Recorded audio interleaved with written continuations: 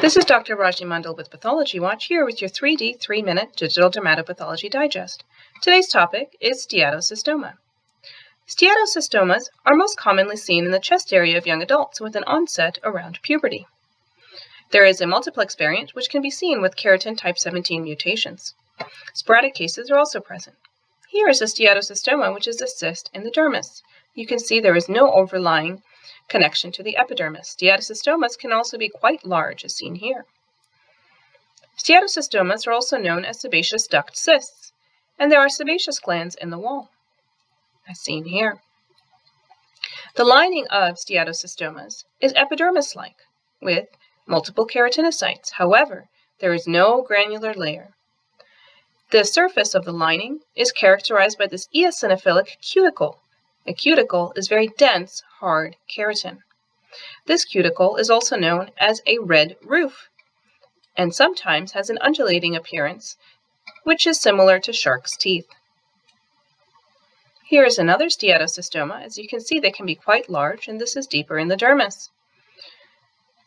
Sometimes the sebaceous glands are only focal, and they are not necessary to make the diagnosis, because this characteristic eosinophilic cuticle is what makes the diagnosis on histology of steatocystoma. Here are your 5 flashbacks for today.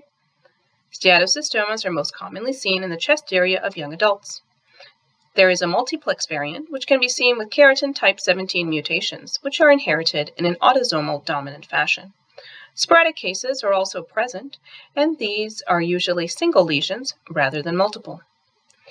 Steatocystomas are a cyst with an epidermal lining with red roof or shark tooth cuticle appearance, and this is devoid of a granular layer.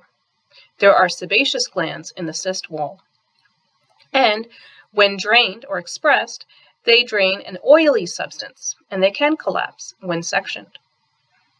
Here is your review question for today. A 16-year-old male presents with a recent onset of multiple cysts on the trunk. His father also had the same history. Which of the following findings would not be associated with this disease? A. Plantar keratoderma. B. Natal teeth. C. Nail dystrophy. D. Epidermoid cyst. The answer is D. Epidermoid cyst. This is a clinical description of steatocystoma multiplex, which can be seen with keratin type 17 mutation.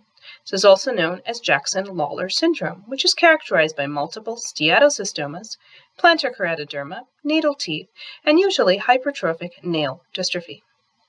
This is Dr. Rajni Mandal with Pathology Watch, revolutionizing pathology for dermatologists. Check us out at pathologywatch.com.